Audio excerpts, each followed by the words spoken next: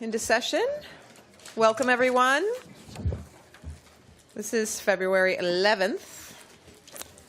And we're going to start today with a public hearing on House Bill 1756.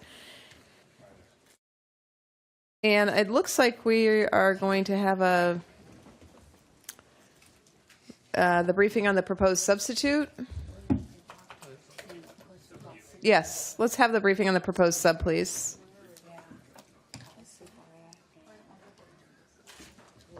Thank you, Chair Dolio and members of the committee.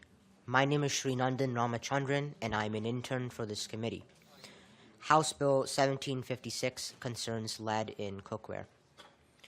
For background, in 2024, the legislature adopted the Cookware Containing Lead Law, which starting January 1st, 2026, prohibits manufacturers from manufacturing, selling, offering for sale, distributing for sale, or distributing for use in Washington cookware or cookware components that contain lead or lead compounds exceeding 5 parts per million.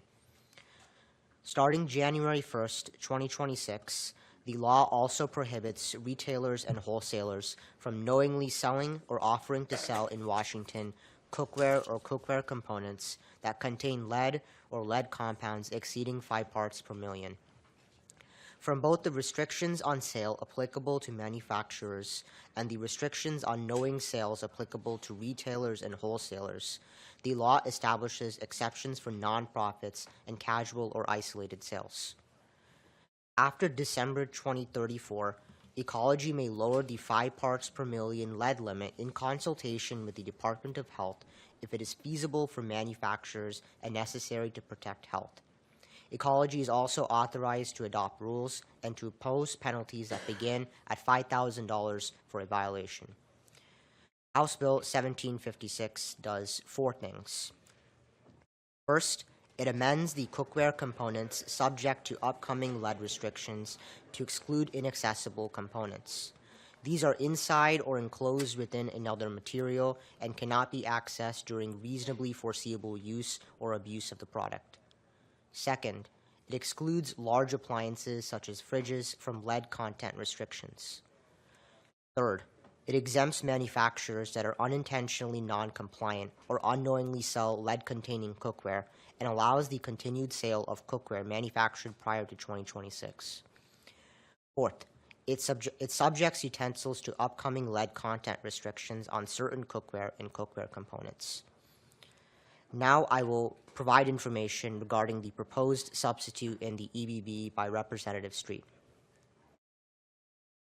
The substitute bill incorporates utensils within the definition of cookware. It specifies that utensils contain metal and are intended for direct contact with food, while large appliances excluded from the definition of cookware do not have metal surfaces intended for direct contact with food. It also specifies that inaccessible cookware components must not be capable of coming into contact with food and removes the new liability exemption for manufacturers that are unintentionally non-compliant with lead and cookware restrictions. Finally, it restores the prohibition in existing law on the sale of lead-containing cookware after January 1st, 2026, regardless of when the cookware was manufactured. That concludes my presentation. I am open to taking questions now. Are there any questions for staff? Okay, thank you so much for that report. Representative Street. Now, oh, there you go. Thank you, Chair Dolio, Ranking Member Dye, and members of the committee. This is a story of unintended consequences and trying to clean up some of those. Last session, or maybe 2 sessions ago, we passed a great bill to reduce the amount of lead that is transmitted from people's cookware into people's food, and this was particularly bad in some communities that had pots and pans from overseas, and they were not only getting lead into their food, they were also seeing it affect their kids, and everyone agreed that this was not something that we wanted to see in our communities. And so we passed the great bill limiting lead in cookware. Unfortunately, things like this included containers used to store food, which to you and I, when we say cookware, means pots and pans. When you read it by the letter of the law, also includes refrigerators, which by reading the letter of the law, a refrigerator does store food, but does not fall within the spirit of the law in terms of things that we use to cook. And so this bill just cleans that up, excludes large appliances that aren't used for the preparation of food, where lead may move from the material into the food, and also includes utensils, which was originally intended to be part of cookware. So that is a very appreciated amendment on both sides here. Another interesting thing is that we are also discussing what standard is used to detect lead, whether it be, right now it's parts per million in the metal, but that doesn't necessarily mean that it will move from the metal into the food. And so we're taking this opportunity to also discuss if there are other ways of measuring transmission of lead to food that would achieve the same result of not having lead in our food. The bill as is right now only exempts those interior components and large appliances. It does not take a stab at changing that measurement of lead. If we are able to find compromise and a better alternative, we are open to amending it, but right now it doesn't, and we'd like to make sure that we have that agreement going forward. So I hope this is a relatively easy bill for folks to get behind. Are there any questions for Rep. Street? Okay. Seeing no questions, Vice Chair Hunt to bring up testifiers. Thank you, Madam Chair. Our first speakers are Kevin Messner and Charlie Brown, and on deck, Nick Federici, Monica Ayers, Kimberly Getz, and Joshan Univar. We'll do 90 seconds. Good afternoon, Madam Chair, Ranking Member Dye, and members of the committee. I am Charlie Brown. I'm here today on behalf of the Association of Home Appliance Manufacturers. We appreciate Representative Street, you bringing this bill forward.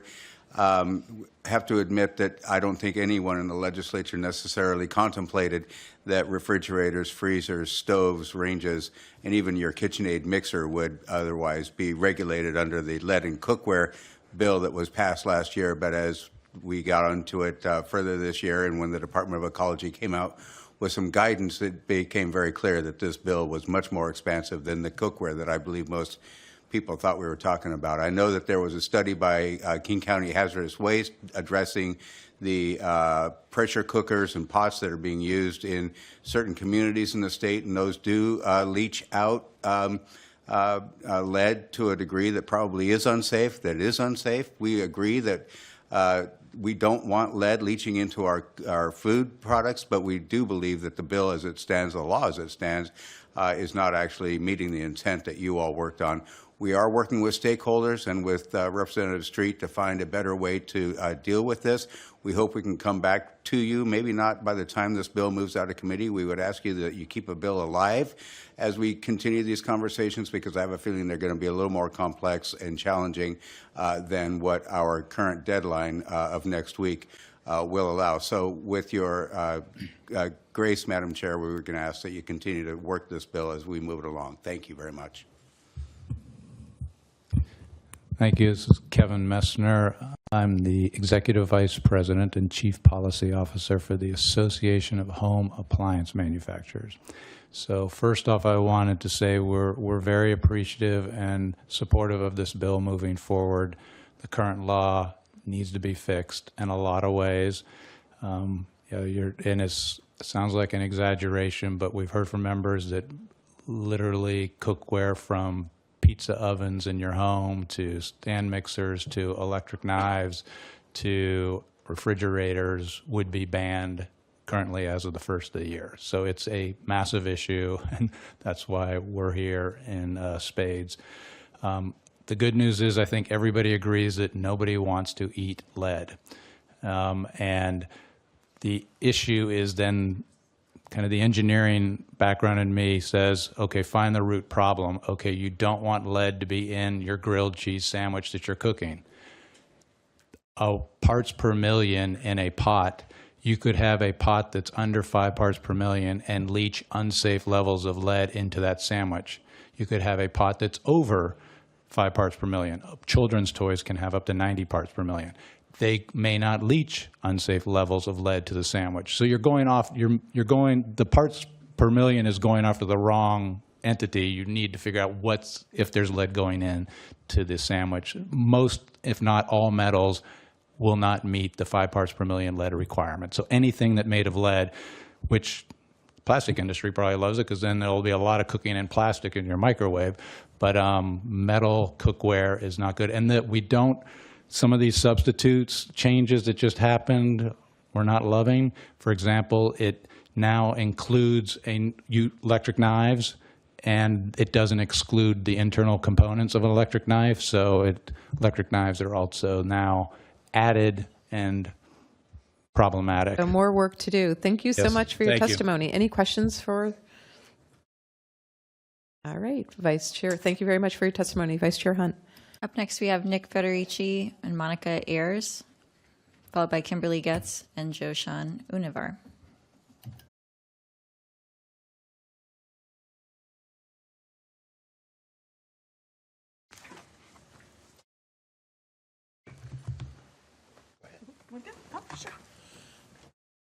Good afternoon, as I'm caught on the chair.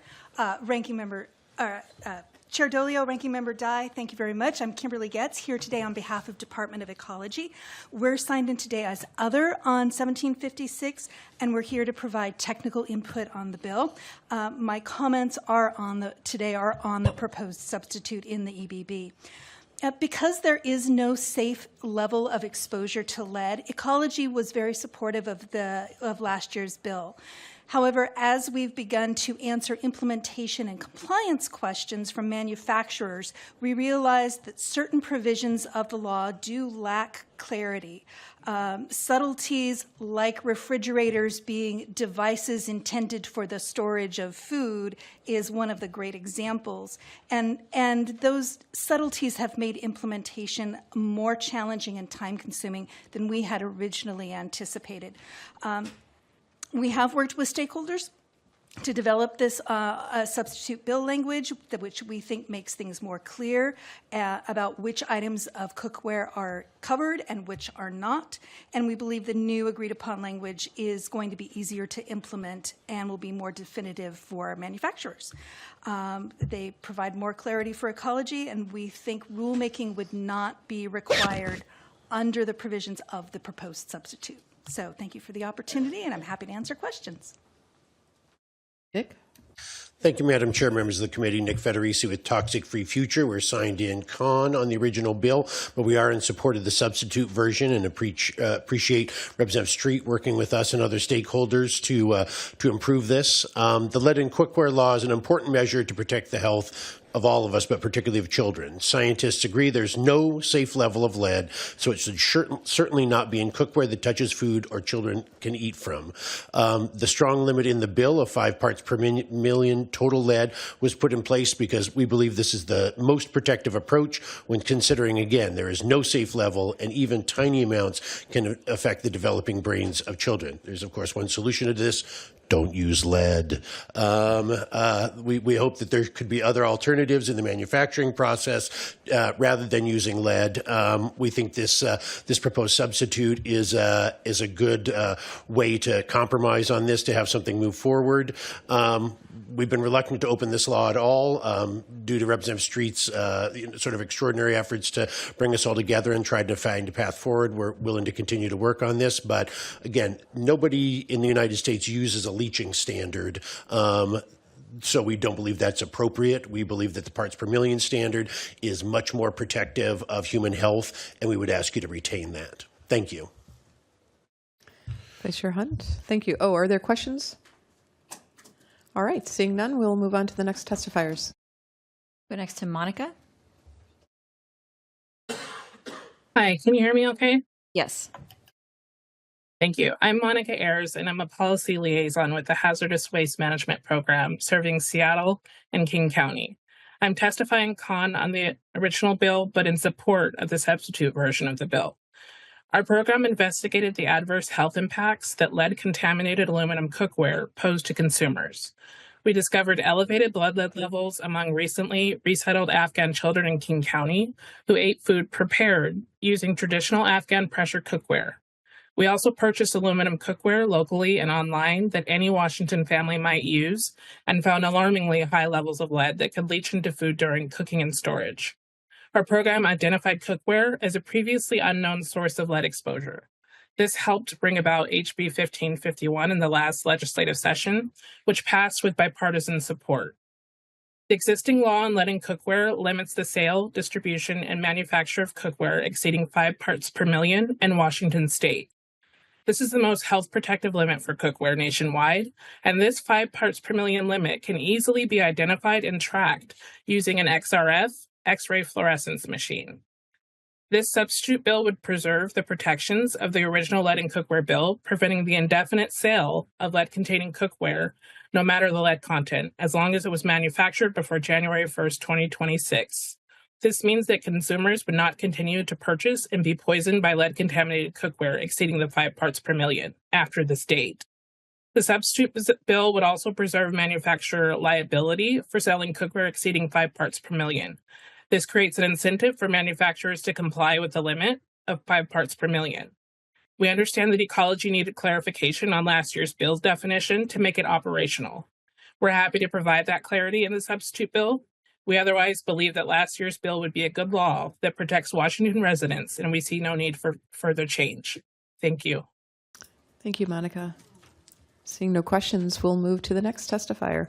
Next testifier will be Joe Shawn, and on deck, Crystal Leatherman, Peter Godlewski, and Charles Suroda. Good afternoon. This is Joe Shawn. Thank you for the opportunity. Signing as other today. I'm representing Cookware Sustainability Alliance, CSA, and Cookware and Bakeware Alliance, CBA. We manufacture and sell responsibly in all 50 states and internationally, meeting highest safety standards and regulatory standards. We, of course, recognize that significant lead exposure from any product or water or food is a concern. But lead exposure is already regulated in US, in Europe, and it is actually focusing on leach test and migration tests in most cases. And in terms of cookware, it is how much lead migrates from the food contact surface to the food is the important thing. And this is achieved by leach tests using food simulants, such as an acetic acid solution, and it allows for a direct evaluation of that risk, whereas a total concentration standard does not provide any direct evidence of exposure to the consumer. So in the current law, also, we are supposed to measure components which are irrelevant to the consumer exposure. For example, a handle of cookware does not have the same exposure profile as the cooking surface. So if we decide to regulate a cookware handle, then we should be regulating every single consumer product in terms of lead content.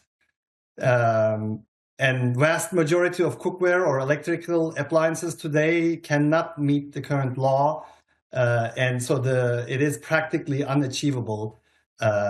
So this will result in Washington state consumers to no longer being able to purchase safe cookware. Okay, thank you very much for your testimony. Next, we have Crystal Leatherman, Peter Godlewski, and Charles Suroda.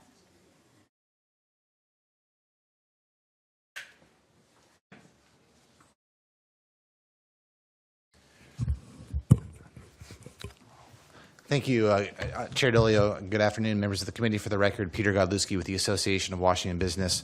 Signed in pro for the underlying bill, but con on the proposed sub. Would first like to start by saying we do appreciate Representative Street and the work that he's done on the bill. We do think this is an important issue and a lesson in unintended consequences. Unfortunately, we have disturbed one around the level of lead. The original intent of the bill was just to limit the focus to cookware. I would like to say that we are supportive of a level of testing and standards that are in the billions, parts per billions versus the parts per millions, which is obtained using a leachate test, which, as you've heard, is using citric acid to cook in the cookware and then let it set for 24 hours and then test the resulting solution. We think this is a test that is much more relevant and reflective of how that cookware is used versus an X-ray fluorescence test. which can vary based on what part of the pan or cookware item that is being tested. So we do think that the idea of using the leachate test does provide more consumer safety, more consumer protection, and more certainty for the business community. We're also concerned that the current level of 5 parts per billion does mean that there's going to be uncertainty within the regulated community about whether they can meet that standard and whether they can sell their products within the state. So we do think this is an unfortunately urgent issue that does need to be addressed this year. Happy to answer any questions. Thank you. I think you do have a question from Rep. Street. Is it a fair statement to say that neither the sub or the original bill addressed whether it's 5 parts per million or a leaching standard? And I guess the question there is, I hear your comments about what is the standard used for that. However, my understanding is that there is no bill proposed that addresses that. And that is a issue that we can work on. But in terms of the policy that's in the bill, my impression is that it makes the situation better, and it is necessarily separate from how you test that. And testing it is something that we could include, but is not addressed by either of those bills. So if nothing was to pass, things would be harder for industry. Is that correct? A lot of questions there. I will try to get them. I think that from the proposed sub, it removes a couple of the elements in the original version that we thought was helpful, the sell-through standard, and again, removing the liability is, I think, a concern for our members about the knowingly versus unknowingly selling. You're right that we didn't address the idea of 5 parts per billion in either version of here. We've heard a lot about that this afternoon, so I just wanted to clarify that and spend the sort of the bulk of my time on that. We do think narrowing the original bill passed last year to the cookware, direct food contact, does provide some help for the issue in the industry here. However, as we've looked into this issue, it has come to light that the 5 parts per million standard is also problematic and would need to be addressed at some point. Crystal? Thank you. Thank you, Madam Chair, members of the committee. My name is Crystal Leatherman with the Washington Retail Association. We're in support of the initial bill. I'm asking for member feedback about the changes to the proposed, so I don't want to state an exact position. I know that there may be a few concerns, but I'd be able to get feedback back to you on that. We are in support of trying to address and narrow the scope in just trying to curb some of the unintended consequences of legislation that passed last year. Again, our members are in full support of making sure that we're selling safe, reputable products to our customers. But unfortunately, with the way that it's being interpreted now, is that it's going to be a far broader scope and encompass a lot more than I think what was intended, which was the pots and pans. We do want to keep the bill alive, keep it going so that we can continue the conversation and also engage in more robust conversation regarding the 5 parts per million. Because again, I know that's not why we're here, but that is going to pose significant challenges for our members to be able to provide safe, reputable products to customers on store shelves once that becomes implemented. So, yeah, thank you, and happy to answer questions. Okay, seeing none, let's call up our last testifier. Last testifier is Charles. And Charles, I believe, is remote. And after this, we will go into executive session. I am remote, but I'm a very warm person. I'd like to let you know my name is Charlie Serrata. I serve as Vice President, Regulatory and Technical Affairs for the North American Association of Food Equipment Manufacturers. We're a trade association of 500 companies that make products that support the food away from home market. That includes more than 1 million locations in the U.S. and nearly 16,000 restaurants in Washington state. These amendments are needed to clarify the definitions covered by the statute as Representative Street explained, and we strongly support the prompt passage of 1756. It mandates that cookware and cookware components manufactured after January 1, 2026 must not contain lead or lead compounds exceeding 5 parts per million. This is an extremely low lead level that also may exceed impurities permitted in ANSI or NSF ANSI 51, which is the gold standard for food service equipment materials, and it's in alignment with the EPA's Safe Drinking Water Act and FDA food contact material requirements. We believe that if, without clarifying the changes provided by the bill, it would be a challenge for some of the commercial facilities, such as schools, healthcare, government facilities, as well as restaurants. We strongly support the bill. We look forward to continuing to work with you to address any of these deficiencies. and want to thank you for the opportunity to testify today. Terrific. Thank you for your warm testimony. You bet. And with that, I'll close the hearing on House Bill 1756. So we will go into executive session, and if we could have reports on amendments to the bills that we are taking up. I believe that we are not taking action today on House Bill 1670. Is that right? Yeah. All right. So if we could get a staff report or staff update from Jacob on the proposed substitute House Bill for 1150, please. Sure. Thanks, Madam Chair, members of the committee. Jacob Lipson, staff of the committee. As a brief reminder, House Bill 1150, as originally heard by the committee, directs producers of packaging and paper products to establish a producer responsibility program related to the end-of-life management of those products. There is a proposed substitute in the EBB by Representative Berry. It is H1259.2. It makes a number of changes to the underlying bill. Again, this is a large bill, so there's a lot of changes that I try to precisely summarize in that cover sheet. I'll just try and touch on a few of the more substantive changes. There are a couple of additional sort of carve-outs and specifications added regarding who qualifies as a producer that needs to be covered by the program, including prohibiting the assignment of responsibility as a producer to certain agricultural producers, as well as to certain beverage container distributors. It delays by 2 years the reuse financial assistance program that the Producer Responsibility Organization is responsible for funding as part of their obligations under the program. It makes some changes to how the Department of Ecology's fee is assessed in terms of timing and logistics, and it also incorporates the costs of the Department of Labor and Industries in establishing labor standards applicable to material recovery facilities within the fee that's paid to Ecology. So the pro would pay Ecology a fee that would cover both Ecology's costs and Labor and Industries costs.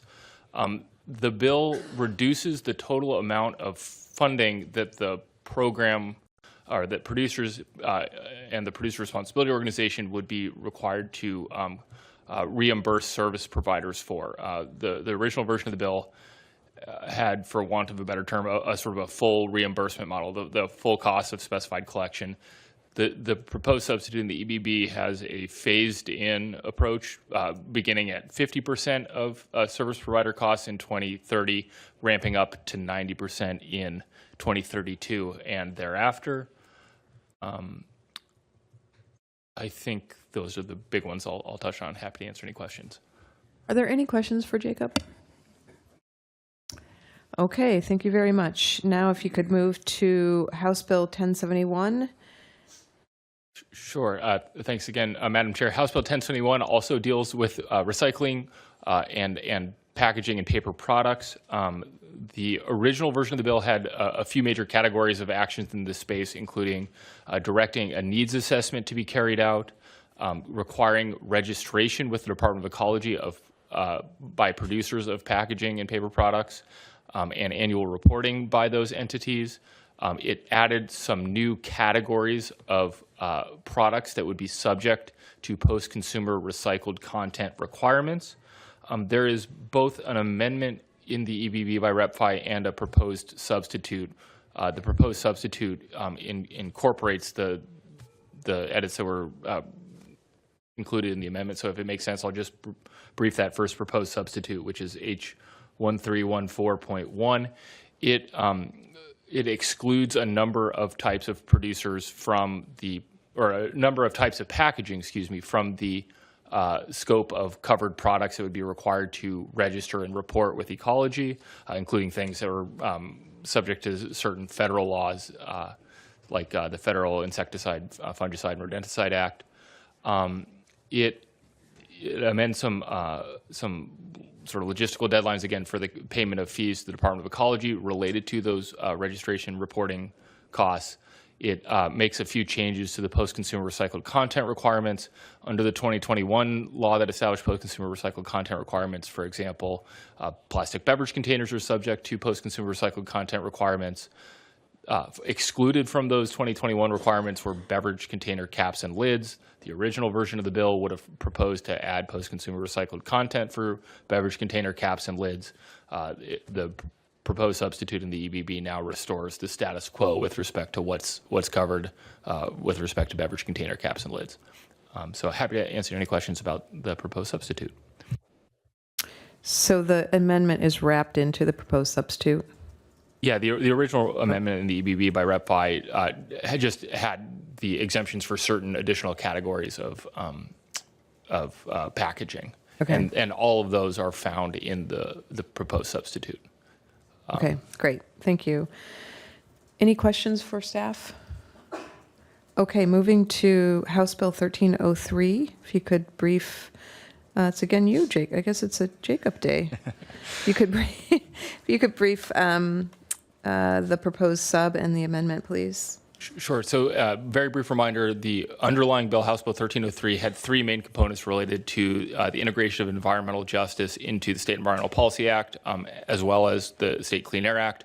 The first thing the underlying bill did, which it no longer does, is it prohibited certain Clean Air Act permits from being issued in certain pollution-burdened communities. That concept is stricken from the bill. It made two categories of changes to the State Environmental Policy Act. The first portion of that change was to add environmental justice as an element of the environment, and the checklist that goes into SEPA as a concept similar to other elements of the environment that are analyzed under SEPA. That concept is still in the proposed substitute. In fact, the proposed substitute is basically limited to that concept now, with the addition of a directive to the Department of Ecology to adopt in adopting these rules standardized mitigation that the satisfaction of which would be taken into consideration in making a SEPA threshold determination. And then the third concept in the original version of the bill that is stricken from this bill was the concept of an environmental justice impact statement being carried out for certain projects in certain pollution-burdened communities based on a ranking in the environmental health disparities map. I think that was the provision of the bill that I got the most questions on when the bill was at hearing, and that is not in the proposed substitute. Are there any questions on the proposed sub? Okay, you want to the amendment? Yes, there is an amendment to the proposed substitute in the EBB, H1330.1 by Representative Dye. It requires the Department of Commerce to do an analysis of the sort of statewide and county by county generation capacity for wind and solar facilities in the state. And it requires them to declare as overburdened communities any community that exceeds 5% of the state's total in either land acreage or in generation capacity. And then it requires under SEPA a lead agency to deny proposed project actions to site wind or solar facilities if they would add more than 0.5% to either the land percentage in the county or the nameplate generation capacity in the county in those overburdened communities. Great. Are there any questions about that amendment? Okay, thank you so much. There are seeing no further amendments on, well, there's no amendments on 1615, so we will take an intermission and do a little discussion amongst the caucuses. So Democrats will meet in B12 and Republicans in B18. And why don't we take, how much time do you think? 20 minutes. So we will be back at 5 till. No. Calling Environment and Energy back into session. Vice Chair Mena. I'm sorry. Gee, Merry Christmas. That is a bad start. Great. Vice Chair Hunt. Thank you, Madam Chair. I move that proposed substitute House Bill 1150 be reported out of committee with a due pass recommendation. It has been moved and seconded that proposed substitute House Bill 1150 be reported out of committee with a due pass recommendation. Seeing no amendments to the proposed substitute, we can move to discussion. Or actually, I think Representative Berry, you should move your proposed sub. Thank you, Madam Chair. I move the proposed sub 1150. All right, and discussion, Representative Berry. Thank you, Madam Chair. I'm very pleased to be offering the substitute bill to all of you today. And this bill is about improving our lagging recycling rates, which now hover around 39% for residential recycling in our state. Consumers, like all of us, are being flooded with a variety of different materials. They're confused about what to do with them. And I remember being in front of you a few weeks ago talking about this bill, talking about being a mom of 2 little kids and dealing with lots of snacks in my household, about where to put all of the packaging for all of these snacks. But also, as a mom of 2 little kids, I'm really concerned about microplastics that have now been found in reproductive organs, in the breast milk of nursing mothers, and even dolphins' breath. This is terrifying to me, and today we're doing something about it by passing this bill out of committee. What do we do when our house is flooding? We turn off the tap. It's time for us to hold companies responsible for the materials that they package their products in. This bill will expand curbside recycling service to 11 rural counties that currently do not have it, and multifamily households. And we will make sure that companies finally have a financial incentive to reduce the amount of packaging that they use and move towards more sustainable materials. This bill will increase recycling from 40 to 66% by 2032. It's a proven policy that has been in place in Canada, in Europe, has passed in 5 states around the country. And I am thrilled to have a broad coalition of support from environmental organizations, medical professionals, local governments, businesses that produce some of the biggest brands in the whole entire world, and labor groups. I am very excited to vote this bill out today, and I want to make recycling more convenient, more affordable, and more equitable for all Washingtonians. Thank you for your consideration. Representative Stevie. Thank you, Madam Chair. So there's a lot of good things about your bill, and the intent is, I think we all want that. And one of the parts of your bill, too, that I really liked was the fact that we're trying to get rid of the litter. And I'm down there in the 17th District. We've got the Columbia River, SR 14, trash everywhere. And we have some really great citizens and groups that go out there and they clean it all up. And it looks perfect over the weekend. But back on Wednesday, it's all bad again. And so I look at the intent of, what are we trying to do and solve out there? And we all want to be clean and we want recycle, but it's got to be in a way that it doesn't put an undue burden to our constituents. We look at this as kind of a regressive tax that's kind of passed down to the consumers. And I'm looking at the bottle bills and, the 10 cents per bottle. And I've got communities way out in Klickitat and Skamania. Where are we going to put these recycling places, these collection centers?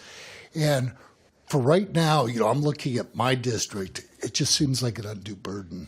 So we're going to encourage a no, but I love the intent.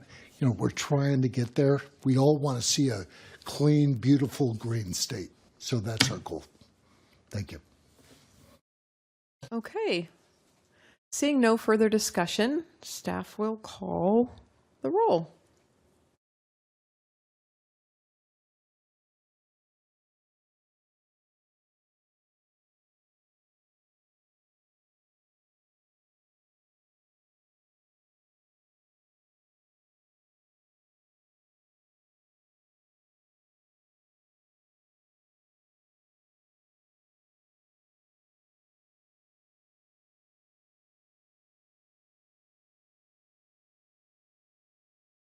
Representative Dolio? Aye.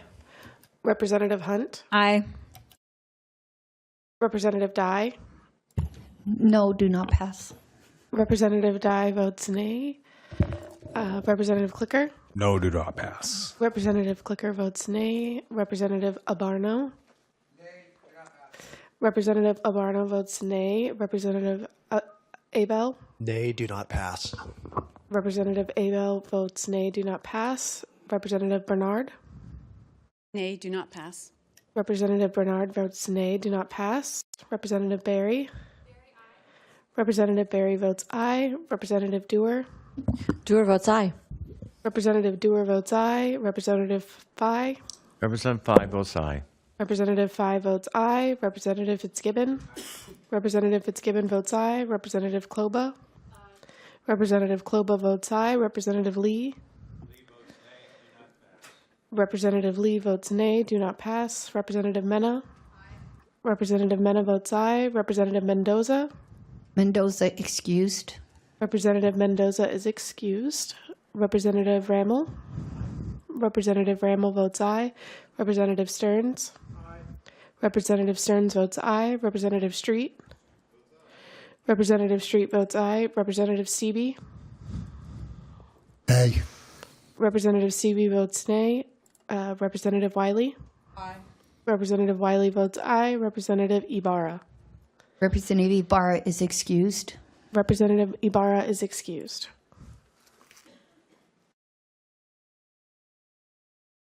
Any member wishing to change your vote, now is the time to do that. Staff will announce the vote.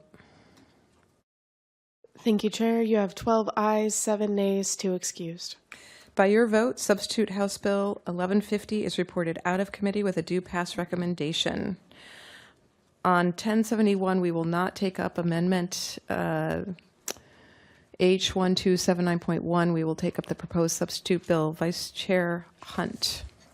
Madam Chair, I move the proposed substitute House Bill 1071 be reported out of committee with a due pass recommendation. It has been moved and seconded that proposed substitute House Bill 1071 be reported out of committee with a due pass recommendation. Seeing no amendments, is there discussion? Representative Fye. Thank you, Madam Chair, and thank you for the opportunity to talk about this piece of legislation. I think the good representative and I share a common interest in improving recycling for a whole host of benefits to Washingtonians. My substitute is more about making sure that we understand the needs across the state of Washington to make sure that whatever approach is implemented is one that's going to be successful. What works in Curlew doesn't work in Clarkston or other places across the state of Washington. So the big difference with my legislation is constructing a needs assessment as the first step to understand what investments will be necessary, how we can be effective in different parts of the diverse geography we have in the state of Washington, but back again to the ultimate goal of improving our recycling rates. So I'm excited about this bill. I think we has a good chance of being successful. I do appreciate Representative Berry's efforts as well. And as you can see, we've got each have a substitute that is indicative of conversations we both have had. So I would urge support for my piece of legislation. Thank you. Representative Abarno. Thank you, Madam Speaker. And Madam Speaker, maybe someday. Right now, just chair. And it comes with a pay increase. It's not worth it.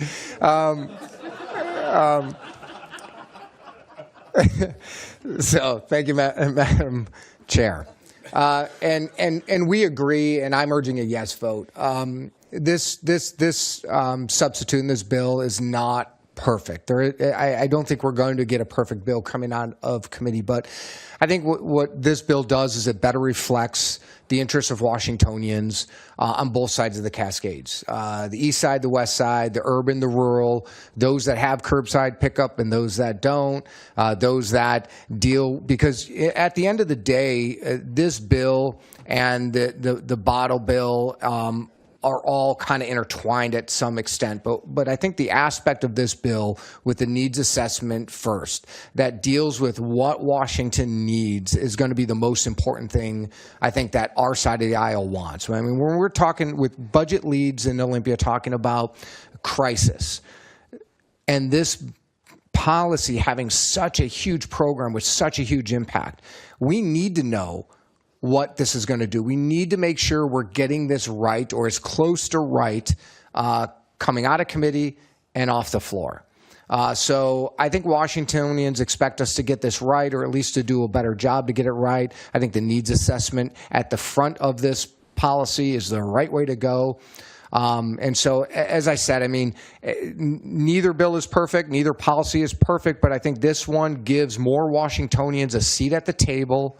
I think it takes into account more diverse opinions, and I think it better reflects the state and those Washingtonians from, I'm going to start going from Ponderay to Wahkiakum, from Whatcom to Clark County. So I'm urging a yes vote. I think this is a better policy to move forward and a better policy to begin working on from both sides of the aisle. Thank you. Okay, seeing no further discussion, staff will call the roll.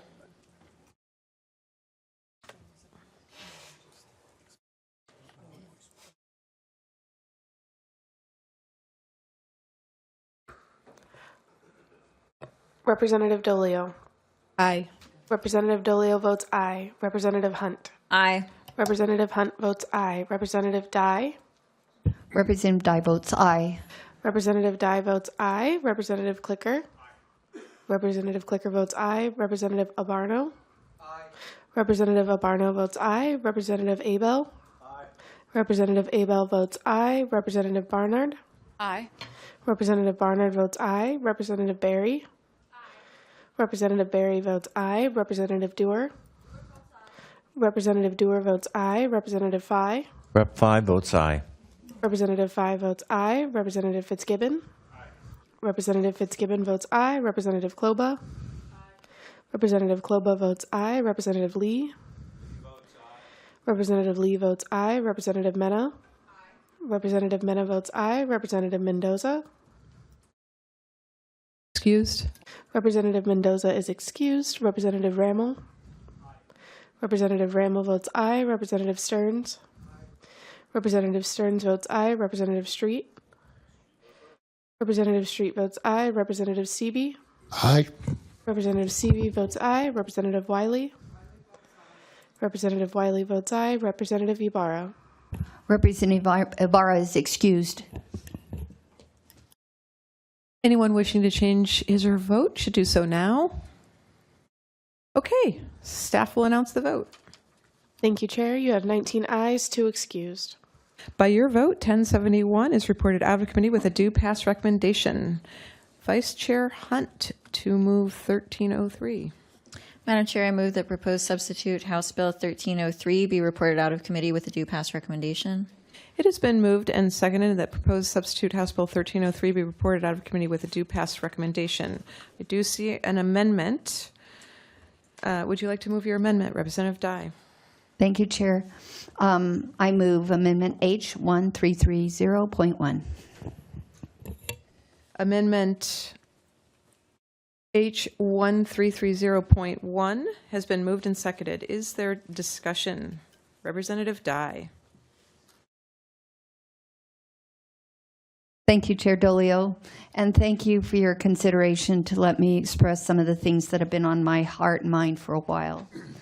Land use disruptions are causing deep economic distress in rural communities and must be considered through an environmental justice lens. This amendment simply asks us to consider the cumulative impacts of large-scale development of wind and solar across open space, wildlands, and farmlands, and really look at it from the lens of how it affects the communities that must live for the rest of their lives with the impacts of those facilities on their lands and their communities. So I just wanted to explain what the effects so far have been as we have been deploying renewable energy in rural communities in eastern Washington. What we expect from the farm community is that the price of ground has been artificially inflated, well beyond what the market case of the agricultural production would support. So that means that passing those farms on is not happening, and for many longtime farm families, they're just hanging it up. For operating capital, interest is too high, and that's due to a lot of the federal policies that have been adopted to control inflation, but also the fact that we have been putting burdens onto the cost of fuel has driven the cost of our inputs to the point where those costs have really skyrocketed, making the production in our state too expensive for the global market. And so we've not been able to sell into the global market for a couple, 3 years, and that or unless we have to sell at a loss. I believe in the next year we will begin to see the farm foreclosures begin, and that's going to be tragic. Producers were the first in line for the energy leases have become economically empowered, and it's created a real disruption, and we have been seeing farm consolidations on steroids. There are winners and losers, and there's sour grapes. And those who benefit financially from wind and solar leases pose a threat to their neighbors' lands. And oftentimes, the landlords will sell out to the neighbors. So absentee landlords and family members oftentimes want the passive income, and they have rights to it. So where the remaining family member that has farmed his whole life as a sharecropper for the non-farming family or landlord, they receive no financial benefit from the energy project, and they must live with the environmental and aesthetic challenges that affect the quality of life. Those are the benefits that make staying on the farm really worth it. So why would it help these communities to have an environmental justice SEPA review? Farmers really are not in a good position to negotiate a fair deal with developers. There are profound power imbalances, and these developers have all the power of highly profitable, highly incentivized opportunities that can overwhelm communities, both government officials looking for more tax revenues and farmers that can retire on passive income that the renewables offer. And every farmer, when cutting that fat hog in a negotiation, asks the first thing about decommissioning terms, as if, give me the money, but how long do I have to live with your stuff? And we're saying the renewables are temporary, but in our beautiful places, will these broken monuments stand lifeless and useless forever? Because there is no promise strong enough to expect that they won't be there forever. So are there real injustices? We tell you over and over again, what we do matters to the world, not just Washington. We face, as the 1% who feeds beyond the nation's borders, some of the most desperate communities suffering famine and war, and some of the most particular people whose culture and food are woven together with the identity of their ethnic cuisine. Our food defines us. We are the people who dance with the land and the seasons, holding our society and cultures across the world together, providing social stability and peace. Because abundant foods to cook and bond families and communities that build their memories and carry those traditions and customs to children and children's children is the symphony of life that we as the American farm families give generously to our country and to countries that have little regard for us. But they, by enjoying our bounty and having a meal from us, may draw their heart closer to ours. You are stealing the lifeblood out of our dreams, our legacy, our inheritance, and you are destroying the relationships, the friendships, and the essence of who we are, the very heart and soul of our culture and our identity. This amendment says we deserve to be considered as you place incredible burdens to achieve your choice of energy with little regard for the environmental justice impacting our beautiful places. So I urge you to consider this amendment my statement as to why our people should have a voice. And I appreciate your consideration for my remarks. Thank you. Representative Rammel. Thank you, Madam Chair. So this underlying bill that this amendment is about disproportionate health and environmental impacts on communities in different parts of Washington State. I live in a part of Washington State where I can see 2 refineries, and I live within less than 20 miles of 90% of the oil refining capacity in the Pacific Northwest. In my community, that has meant increased risk of air and water pollution that's had health impacts in that community. At times when pollution control equipment has failed, that's meant tribal elders ending up in the hospital with complications from inhaling that pollution. Workers have been killed in explosions. But ultimately, this bill should not make decisions about which of us can advocate for our community's disproportionate impacts, which of us on this committee can advocate for our community's disproportionate impacts. It should be data-driven. And that is why I am asking for a no vote on this amendment. And finally, I would just say, Representative Dye, your point about the economic impacts of those facilities is heard, well taken. It's an issue that I've and other Democrats have really focused on in the last year. There's another vehicle to tackle this. This amendment isn't it, but look forward to working with you on this issue in the future. Asking for a no vote. Okay, seeing no further discussion, all those in favor say aye. Aye. Opposed? No. The amendment is not adopted. The motion before the committee is that proposed substitute House Bill 1303 be reported out of committee with a due pass recommendation. Is there discussion? Representative Mena. Thank you, Chair Dolio, and thank you for scheduling this bill for exec today. As I said during my testimony, this bill is about recognizing the harm that pollution is causing communities and working to change course. The bill before you today is a largely slimmed down version of what we originally heard. It's responsive to the fiscal situation that we face. It's responsive to a lot of concerns that we heard. And certainly I know from the community members and frontline community advocates that I spoke with that it's insufficient to meeting their needs and that there's a lot more work to be done in this space. All of that being said, I do think that moving this piece of the bill forward would mark significant progress. It would be the first time that we really stop to look at the impacts on people in the SEPA process. And I think it's a great step forward that we can take this year. I know I had youth advocates in my office yesterday. I'm not sure if they came to all your offices, but it was really inspiring to see young people coming to advocate for clean air and water, telling us their stories, telling us what it's like to grow up in their neighborhoods. Some of them were from East Tacoma, where I live. Some of them were from South Tacoma.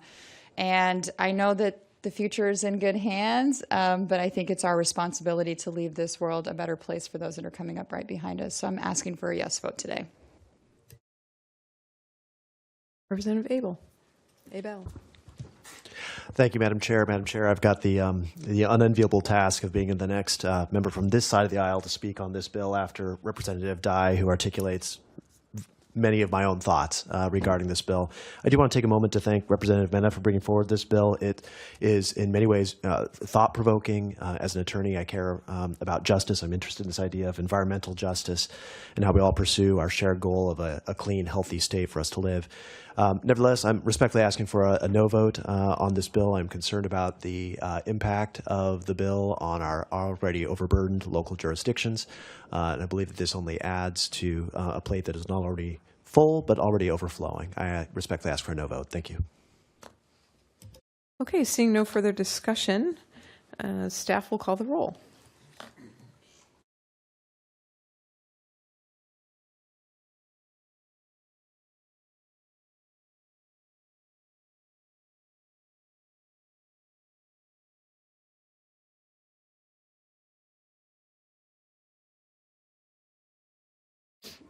Representative Dolio? Aye.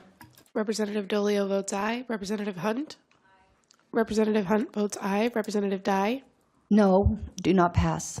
Representative Dye votes nay, do not pass. Representative Clicker? No, do not pass. Representative Clicker votes no, do not pass. Representative Abarno? Representative Abarno votes nay, do not pass. Representative Abel? Representative Abel votes nay, do not pass. Representative Barnard? Nay, do not pass. Representative Barnard votes nay, do not pass. Representative Berry? Representative Berry votes aye. Representative Dewar? Representative Dewar votes aye. Representative Fye? I vote aye. Representative Fye votes aye. Representative Fitzgibbon? Representative Fitzgibbon votes aye. Representative Kloba? Representative Kloba votes aye. Representative Lee? Representative Lee votes nay, do not pass. Representative Mena? Representative Mena votes aye. Representative Mendoza? Excused. Representative Mendoza is excused. Representative Rammel? Representative Rammel votes aye. Representative Stearns? Representative Stearns votes aye. Representative Street? Representative Street votes aye. Representative Seavey? Nay, do not pass. Representative Stevie votes nay, do not pass. Representative Wiley? Representative Wiley votes aye. Representative Ibarra? Ibarra excused. Representative Ibarra is excused. Any member wishing to change your vote, now is the time. Staff will announce the vote. Thank you, Chair. You have 12 ayes, 7 nays, 2 excused. By your vote, House Bill 1303 is reported out of committee with a due pass recommendation. Vice Chair Hunt. Madam Chair, I move that House Bill 1615 be reported out of committee with a due pass recommendation. It has been moved and seconded that House Bill 1615 be reported out of committee with a due pass recommendation. There are no amendments, so we'll entertain discussion. Representative Dye. Thank you, Chair Dolio. This bill is such a reality check on how different little communities can be, and we're grateful that good Representative Caldier brought this bill forward for her members to remedy a complicated problem with Class Group B water systems, and we ask for a yes vote. And we agree, also asking for a yes vote. I think this is a good clarification about what actually makes a Class B system and how that's determined. So appreciate Representative Caldier bringing this bill forward. And with that, we will have staff, we can do a voice vote, absolutely. All those in favor signify by saying aye. Aye. Opposed? Okay, when that comes up, if you wish to change your vote, now's the time. Staff will announce the vote.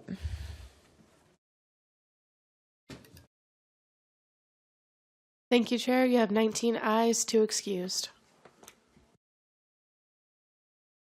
By your vote, House Bill 1615 is reported out of committee with a due pass recommendation. Okay, that will end executive session for today as we're delaying action on 1670 today. And we will move back into public hearing with a staff report on House Bill 1819 from Megan. Thank you, Chair Dolio. For the record, Megan McFadden, staff to this committee. House Bill 1819 addresses reconductoring, which is replacing the conductors that transmit electricity on transmission lines with advanced conductors. For brief background on electric utility transmission planning, those utilities with more than 25,000 customers that operate transmission lines of 115,000 volts must consider making more effective use of existing transmission in their required integrated resource plans. Under House Bill 1819, these utilities must examine which of their transmission lines can be reconductored with advanced conductors.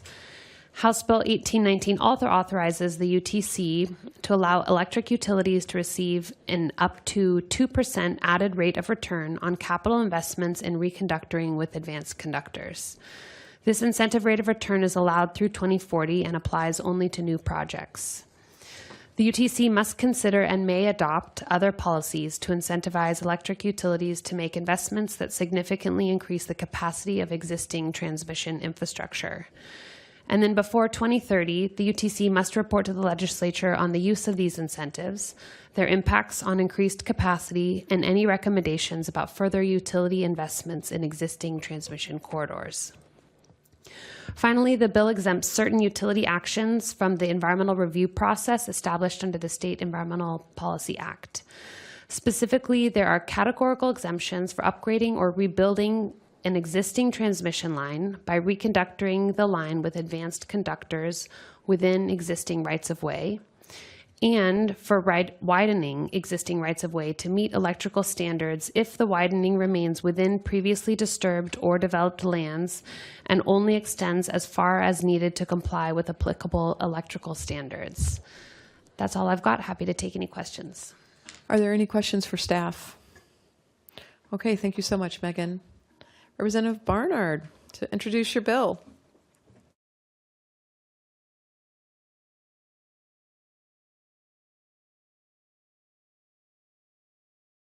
Chair, can you unmute her mic really quick? Does she not?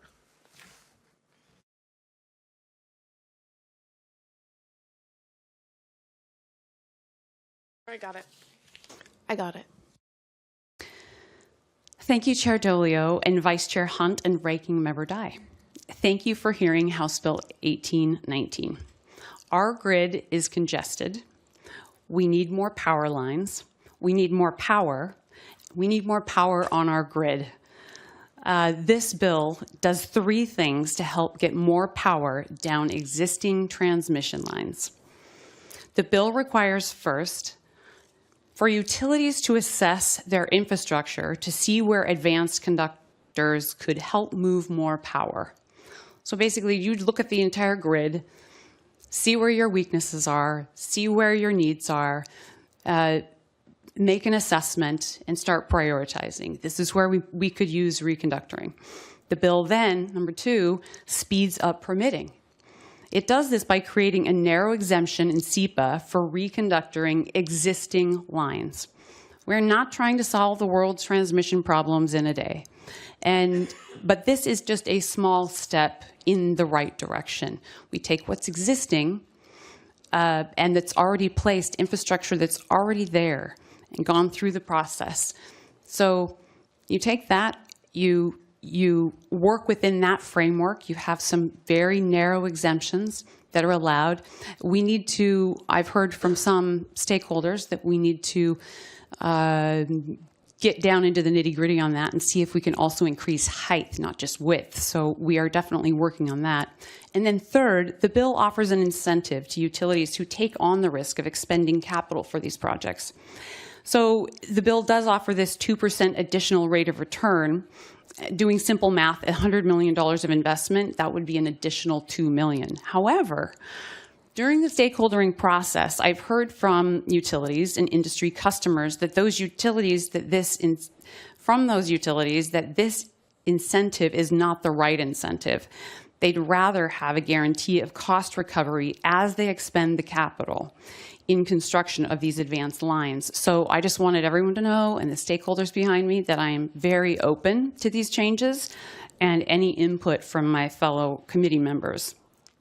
Unlike some of the other transmission bills that we've heard, This bill doesn't create any new expenses for the state. And it doesn't include the concept of the state acting as a market developer or getting more involved in the planning efforts. This would place utilities and keep them right where they're at right now, and their role in planning and building projects for the future. So I submit this bill to this committee to try and take a small step towards building a more reliant and bountiful grid. Any questions? Are there any questions for Representative Kloba? Thank you, Madam Chair. So I like the idea that sort of reusing the corridors that we've already done all the SEPA work and all of the permitting and everything else. But I know that nothing ever stays the same. Things change. Sometimes an area that was an appropriate corridor now has new development around it, or it's a different use, or there has been archaeological knowledge that has been gained, and that would change the conditions from what happened when it was the conduction line corridor was approved and the present day. So does your bill take into account, is there any reflection of that there may have been things that changed, and so something would trigger a SEPA instead of this just saying, nope, it was good then, it's good now, let's do it? Well, I'd have to look back at the RCW, but one thing that I think helps is that disturbed land, that initial disturbed land, that counts as part of that, that area. So if that's helpful at all to you, they can actually widen it according to the original disturbed land that was included in the SEPA process. So the one thing that I did, the one comment that I did get back from Ecology when working through the Department of Ecology, they mentioned that they were worried about areas that were covered by water, and I'm totally willing to look into that. So happy to work with them and happy to work with any of the rest of the U. And I look forward to hearing from the other stakeholders, even the ones that are con. Let's work together and get this bill. Let's get working for the state of Washington. Thanks. Okay, seeing no further questions, Vice Chair Hunt. Our first three speakers will be Nicholas Garcia, Maggie Douglas, and Jason Hudson. And on deck, if we could please have Janet Luft, Brandon Housekeeper, and Peter Godlewski.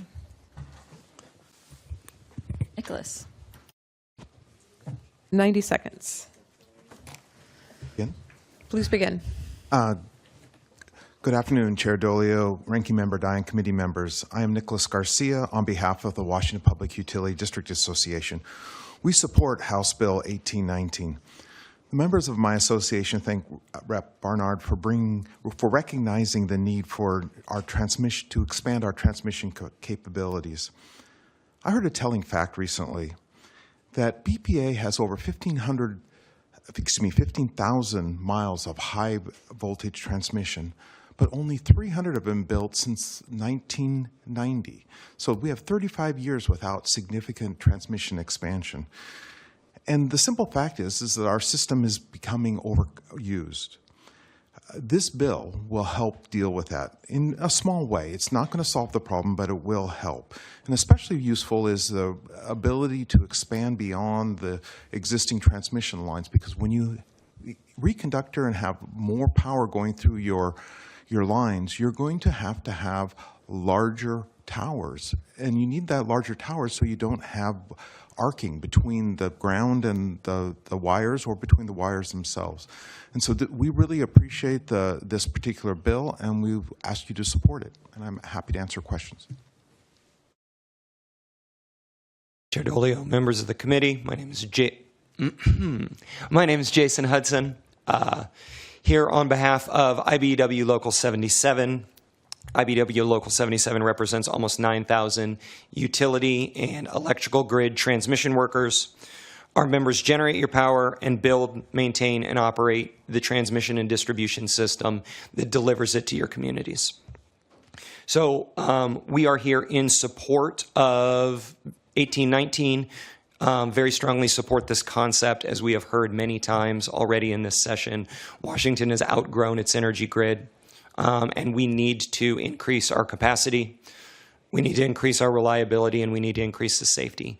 And reconductoring offers an opportunity to do all of those things in a very cost-effective way. We have offered the sponsor a couple of suggestions that we think could improve this bill.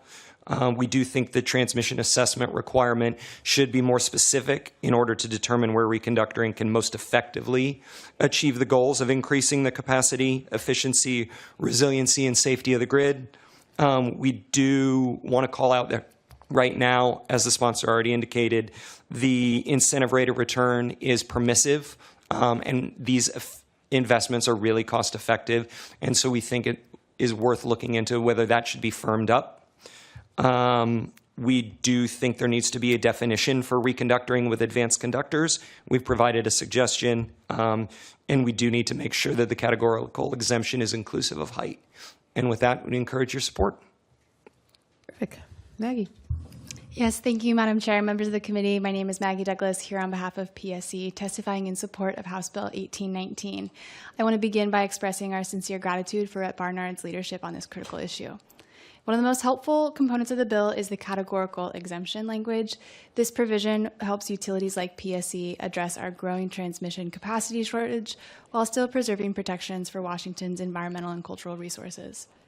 We believe there's an opportunity to better align the categorical exemption provisions with the federal exemptions that were adopted in April 2024. Updating the bill's existing language to reflect the federal rules will create more consistency in our planning and implementation. We're also grateful for the inclusion of the reconductoring incentives of this bill. As we all know, incentives drive behavior, and encouraging reconductoring of transmission lines benefits customers and ensures that we have enough transmission capacity to support our growing economy and attract new businesses to Washington. We agree with the sponsor that this incentive could be through cost recovery, or it could be through amending the current language to say that the UTC must approve these incentives rather than may. One thing we note as the bill moves, the bill requires utilities to study all transmission lines and whether they can be reconductored. While we support this intent, we assess the system to ensure that it has adequate capacity to serve forecasted load already. When we find a line that we think will not have adequate capacity to serve a forecasted load, we develop a project to address that capacity constraint. We suggest refining the planning requirement to focus specifically on identifying capacity constraint lines that could benefit from those advanced conductors, and we're actively working with the sponsor on an amendment to address this, and we appreciate her collaborative approach to strengthening our grid infrastructure. Happy to answer any questions. We do have a question from Rep. Rammel. Thanks, Madam Chair. I'm just curious about the request to extend the categorical exemption to height, since what we're really talking about is disturbing ground. I understand the width part, but what's the height part all about? So, Nicholas Garcia here. When you reconductor, you're basically putting more power through the line, and when you have a higher electrical potential, you have more chance or more incentive for the power to arc between the line and the ground. So it needs to be higher to reduce that potential. And so the categorical exemption would allow you to build taller towers. Taller towers are necessary in this particular instance just because of good engineering practice. Does that help? Yeah, I think so. Thanks. Okay, are there other questions?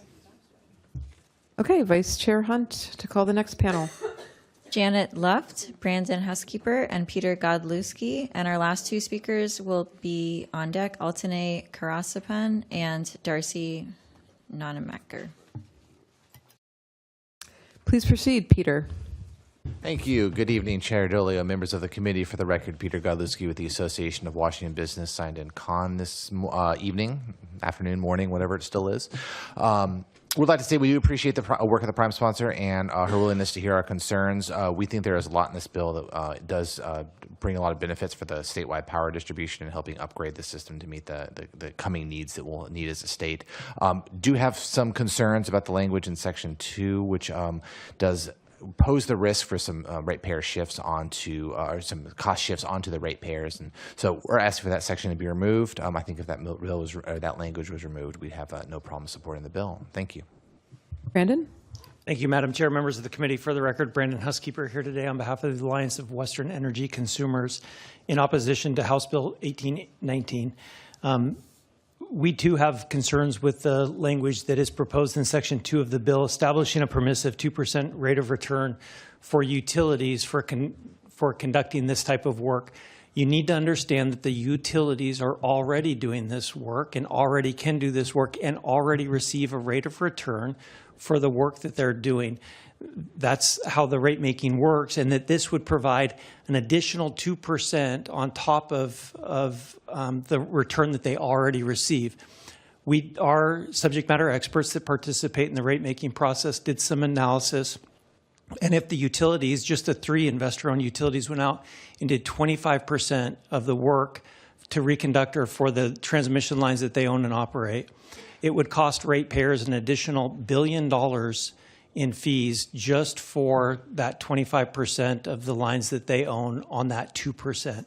So we would encourage the sponsor and the members of this committee to remove that language from the bill. Just to correct previous speakers, it is not cost effective to incentivize them to do additional work that they're already required to do and already can do that is cost effective. We do think that the categorical exemptions mentioned in the bill and other work that's been talked about in the transmission planning space are effective removal of effectively barriers that keep us from having transmission sited and developed in the state. And we encourage working with the sponsor and the committee to meet our objectives and goals of transmission build out for the state. Thank you. Representative Barnard. Thank you, Madam Chair. Hi, thank you. I'm happy to work with you. Excited to make some progress here.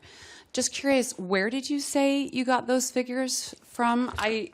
I'm just looking at some of the work that we did in research, and it's saying to reach that figure of $1 billion that AWEC is referring to would require a combined $50 billion in reconductoring investment. Is that probable? I think that I would be happy to share with you, Representative Bernard, the analysis that our folks did. The subject matter expert that regularly participates in the UTC process of rate making that ran some analysis looking at what the 2%, additional 2% would be if the utilities of the 3 investor-owned utilities invested in 25% of the reconductoring that would be for the lines that they own and operate. So you're sharing with me numbers that I haven't seen. I'm happy to share with you the numbers that I have. But you have to understand that the utilities, if we start with the premise, the utilities are already incentivized to do reconductoring if it is cost effective. They're already doing this work. So you just want to give them 2% more to do the work that they're already doing on top of that rate of return that they're already receiving. We think it would be better. You mentioned while you were up here that one of the investor-owned utilities mentioned construction while in progress as perhaps a better way to get at something like this than offering a rate of return for something that they're already doing. We think that that's maybe a more effective tool. You'd need to still have sideboards around it if you want to protect the cost to ratepayers. Representative Rammel also has a question. Thanks, Madam Chair. My question was the same. Will you share that math with the whole committee, please? Absolutely. Thank you. Okay. Seeing no further questions, I believe we have Darcy, and it looks like Leah as opposed to Altanai. You do not look like Altanai. You want to go ahead, Leah? Sure. Good evening, Chair Delio, members of the committee. Thank you. Yes, my name is Leah Missick here with Climate Solutions, subbing in for Altanai to testify in support of HB 1819. Overall, we support the intent of this bill to improve the capacity of our existing transmission to the fullest extent possible, which can help us meet our clean electricity mandates while reducing environmental impact. We like that this bill would require utilities to consider advanced reconductoring in their IRPs to really encourage strengthening existing lines and suggest including grid enhancing technologies more broadly. We also support a reasonable SEPA exemption for transmission upgrades. We do have some concerns with the current language and have been working closely with different partners on recommendations for a more nuanced exemption that more closely aligns with NEPA, while also maintaining tribal consultation and ensuring protections for cultural resources and sensitive environments and habitats. So we'd be more than happy to share those recommendations with the sponsor when we have them finalized. Finally, we believe that these incentives for transmission upgrades should be paired with state-led planning and development to holistically address our transmission needs through creation of 20-year needs assessment on transmission, a transmission authority, and state borrowing authority to finance projects. So we urge the committee to move all these items forward, and we really want to thank the sponsor for working on this critical issue. Thank you. Okay, thanks so much, Leah. Darcy, you want to wrap it up? I will bring you home. Get ready. I'm just kidding. It's delirium o'clock. My name is Darcy Nonamaker, here to testify in support with some refinement ideas on 1819. We strongly support legislative efforts this year to tackle the challenges of expanding Washington's transmission capacity, and we've testified in support of a similar bill earlier this session. This bill has some good additions to the conversation, in particular in Section 1, directing electric utilities to examine which transmission lines can be reconductored. I have a Midwestern accent, so saying vowels is very hard. Reconductored with advanced conductors as part of the IRP process. That is something we think is actually kind of a no-brainer. We also like the intent of the incentive section and incentive part in Section 2, but also want to make sure that it balances the ratepayer protection and sort of benefit. We have some concerns on the language in Section 3 regarding SEPA. Representative Kloba had sort of raised the question earlier. There's no consultation or tribal engagement component as well that we think is really important to make sure that there's no unintended consequences when we're thinking about protection of cultural resources as well as sensitive environmental areas. And there might be, some alignment with NEPA that we can sort of figure out and work on some language on. So happy to continue the conversation, and thanks for the opportunity. Okay, terrific. Seeing no further questions, I'm going to close the hearing on 1819 and open the hearing on 1857, and we'll get a report from Srinandan.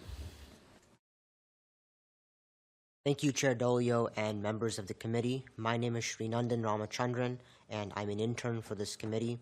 House Bill 1857 concerns exemptions for certain asbestos-containing building materials. For background, in Washington, the use of asbestos-containing building materials in new construction or renovations is prohibited. However, this prohibition does not apply to the use of asbestos-containing building materials in residential construction that are already ordered by a contractor or in the possession of the contractor, or if compliance would result in the breach of a contract. Manufacturing, wholesaling, or distributing for sale asbestos-containing building materials in Washington without labeling them as such is prohibited, but Ecology may grant temporary exemptions for technical infeasibility or economic hardship. Owners of certain manufacturing facilities must have facilities inspected to determine whether asbestos-containing building materials are present, and accordingly develop and maintain an asbestos management plan. House Bill 1857 exempts commercial aggregates or asphalt and concrete materials from the prohibition on manufacturing, wholesaling, or distributing for sale asbestos-containing building materials without labeling them, and the use of asbestos-containing building materials in new construction or renovations. Owners of certain manufacturing facilities are not required to inspect their facility to determine whether commercial aggregates or asphalt and concrete materials are present. These facilities are also exempt from the requirement to create an asbestos management plan for commercial aggregates or asphalt and concrete materials and the regulations regarding the required plan. That concludes my presentation. I am open to taking questions now. Are there any questions? Okay, Representative Lee, to introduce your bill. Welcome to committee. This is awesome. Madam Chair and members of the committee, it's an honor. Thank you very much for the opportunity to introduce House Bill 1857. This is about rocks and aggregates that are used in construction. It's about asbestos. As Representative Street said earlier, it's also about unintended consequences. A good-hearted bill was passed several years ago that expressed concerns about asbestos and people's health. And the unintended consequence was that we found there is naturally occurring asbestos in our rocks, in our soil, and that if we were to apply the standard, it would have very expensive unintended consequences in construction. And as we all know, our state has huge problems with regards to affordability in homes, in housing and apartment complexes. So this went out and looked at the current standard for what asbestos is naturally occurring in our rocks, and it gives an exemption to that which is naturally occurring.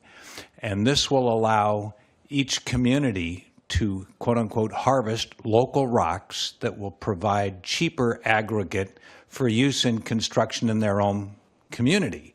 It would also take trucks off streets coming from long distances to import, if you will, the aggregate that would be required if this change were not made, which obviously has negative environmental consequences, consequences to road, and those kind of things. And so I would like to say this is a rock-solid bill. I would encourage your support, and thank you very much, Madam Chair. Are there any questions? Okay. Oh, Representative Kloba. Really quick, is asbestos that is naturally occurring in like rocks any less harmful to individuals than, say, what occurs in your like popcorn ceiling or whatever it is you're trying to remove out of your house that has it in it? Yes, it is less harmful because of the concentration of it. Anything in life can be harmful if you get too much of it. And that was the problem that we found with the asbestos in the ceilings, in some construction materials, in some of the commercial wallboard. But in this case, it's at such a low level, it's not an issue. Thank you.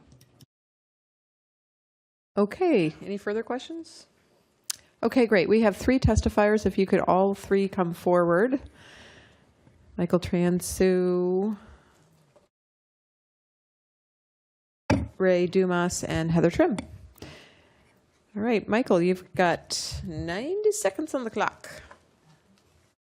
I'll see if I can get that in here, Madam Chair. Thank you so much. Members of the committee, for the record, my name is Michael Transu, and I'm here today representing the Aggregate and Concrete Association, which many of you know is a trade association that represents sand, quarry rock, cement, ready mix suppliers, and industry-related businesses. In total, our industry members contribute about $4 billion in economic output for the state, provide about $1 billion in wages, and we employ about 16,000 employees, like Mr. Dumas sitting here to my right. The Aggregate Association believes there was an oversight in 2020 when modeling 70A 450 RCW, which is the Building Material Labeling Act, and believes that oversight left out some language similarly adopted by other states, and namely an exemption for naturally occurring asbestos. And those exemptions were and do exist in California and Canada today. Asbestos is naturally occurring substance, as you heard, in very small pockets in Washington state, and the Aggregate Association believes that the extraction, processing, and distribution of these materials should be removed from the provisions of that chapter, and it comes to us in the form of the crystal lattice being in the rock. There are guidelines in place to protect workers who are handling this material in day-to-day operations through OSHA, MSHA, which is the Mining Act, and others. We fully support and champion them as a part of our normal operations. We proposed House Bill 1857 in an effort to make it technically correct for purposes of properly referencing the chemical abstract service register numbers of asbestiform in the various varieties and reduce the negative impacts and costs on our industry. Thank you, Madam Chair, and I'm happy to answer any questions.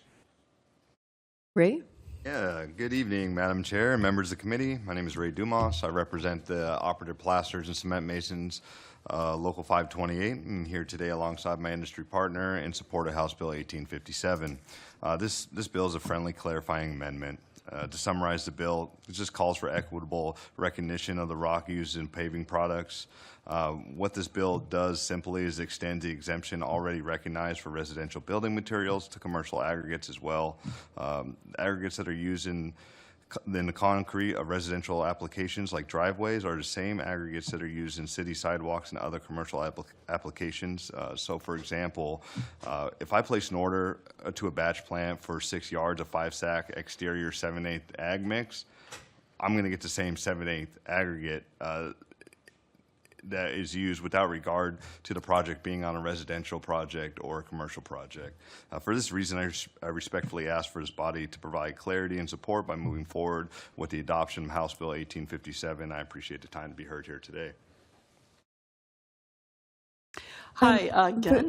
Michael, could you actually get me the whatever it is in California? Could you get me that exemption? Absolutely. Okay, thank you. Okay, please proceed, Heather. Good afternoon. Heather Trim, Zero Waste, Washington. Sadly, Con. I am, in fact, a geologist, and in fact, my graduate research was on rocks that contained asbestos, the natural occurring minerals. You can't make them artificially. It is only naturally occurring asbestos. So I get what's going on here in terms of what the request is, but the thing is this does not have any bounds on it, and it could be that material that has quite a bit of asbestos would be allowed by the way this is framed right now. And it also says it's the aggregate, which would be the rocks, so like the little rocks and things you see in concrete. That's what aggregate is. But it also allows for the asphalt and concrete materials to be asbestos as well. What happens is when you have a large building, commercial building, that is ultimately demoed and that concrete is basically blasted with the construction, you get a lot of dust, and that dust is going around the community, the workers, et cetera. That will have little tiny bits of asbestos in it if we don't allow this to be a very low number. So I would be okay with this bill if it was significantly bounded and not just sort of the way it is worded right now. Okay, any questions for Heather? Okay, thank you for your testimony, all three of you. And with that, I'll close the hearing on House Bill 1857 and adjourn committee.